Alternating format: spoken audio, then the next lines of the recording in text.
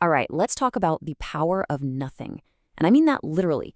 We're going to dive into one of history's biggest, most fascinating paradoxes, the story of how the idea of nothing became one of the most powerful inventions ever. So let me ask you a question. What do you think is the single most powerful invention in all of human history? I mean, what's the one thing that really, truly changed everything? Your first thought might be the wheel, right? I mean, it's a classic answer. It literally got civilization rolling. Can't argue with that. Or maybe fire. That's a huge one. It gave us warmth, light, a way to cook our food. It completely changed the game for human evolution. Okay, how about the printing press? I mean, that's what made knowledge accessible to everyone and, sparked a few revolutions along the way. A major contender for sure. But what if it's none of those? What if the most powerful invention wasn't a thing you can hold at all? What if it was just an idea? The idea of nothing. We're talking about the number zero. So here's how we're going to break this down. We'll start with the ancient problem of emptiness, see how people created placeholders for it, look at the huge breakthrough that happened in India, and then follow zero as it traveled the world and became the foundation for, well, pretty much everything. All right, let's dive in. First up, a placeholder for emptiness. Seriously, how do you count something that isn't there? For ancient civilizations, this was a massive headache. Think about it. How would you rate a number like, say, 302? How do you show that there are no tens in that middle spot? Well, people got pretty clever. Different cultures all over the world came up with their own workarounds. The Babylonians, for instance, would just leave a blank space, or later they'd use these two little slanted wedges as a placeholder. Over in Egypt, they had a totally different approach. Their accountants used a hieroglyph called NFR to show a zero balance, like when a debt was all paid up. And here it is, that Egyptian symbol NFR. Now, what's really cool about this is that NFR didn't just mean zero balance. It also meant beautiful or good. And you can totally see why, right? If you're an ancient accountant, seeing that symbol and knowing all the books are balanced, yeah, that's a beautiful sight. And get this wasn't just happening in one part of the world. Half a planet away, with zero contact, the Mayans were inventing their own zero. For them, it was this really cool shell glyph.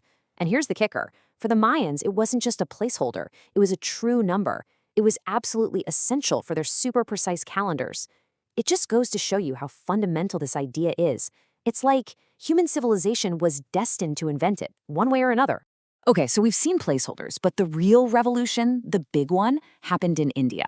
This is where zero goes from being a simple placeholder to a full-blown number, with its own identity and its own unique power. And the breakthrough actually came from philosophy. See, in Sanskrit, there's this word shunya, which means void or emptiness. It was a really deep, important concept in Indian spiritual and philosophical thought. And what happened was, Indian mathematicians took this abstract idea of the void and they made it a number. They didn't just see an empty column. They saw a powerful concept they could actually use. And we have the proof. Look at this. This is the Bakhshali manuscript. And that little dot you see right there, that is one of the earliest symbols for zero ever found.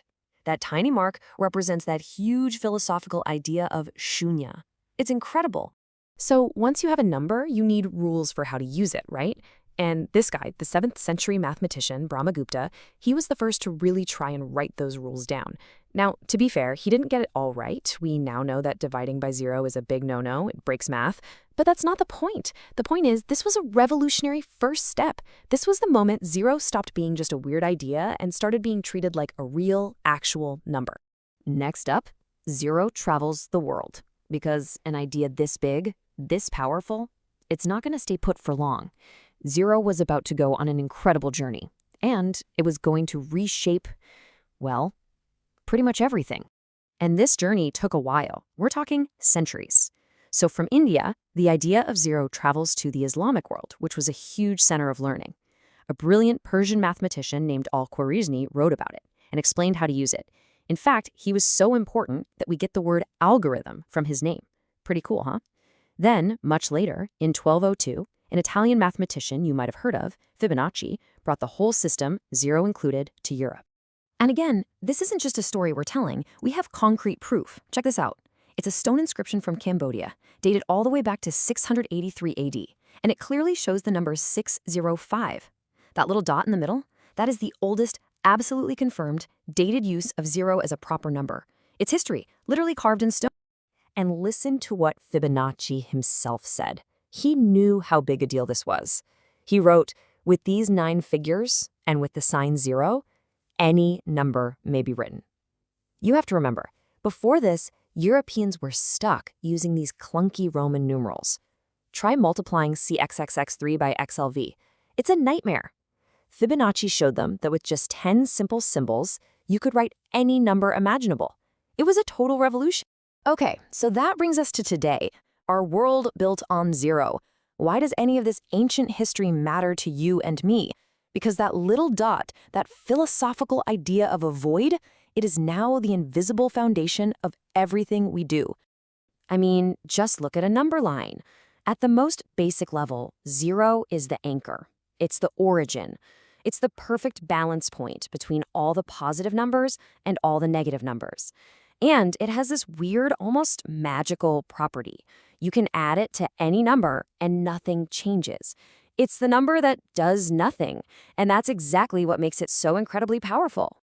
And if you want to see 0 in action, you don't have to look far. Just look at the screen you're watching this on right now. Your phone, your computer, the entire internet, it's all built on binary code. That's a language made of just 2 things, ones and zeros. 0 is the off state, the absence of an electrical pulse. In programming, when we count things in a list, we almost always start with item 0. It is literally the language our modern world speaks. And this idea has become so normal. It's so deeply baked into how we think that we don't even notice it. I mean, we literally have platform 0 at train stations.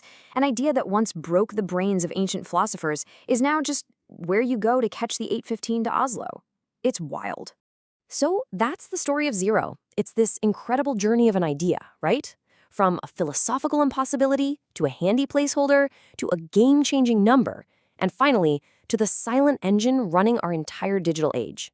Which leaves us with a pretty big question to think about.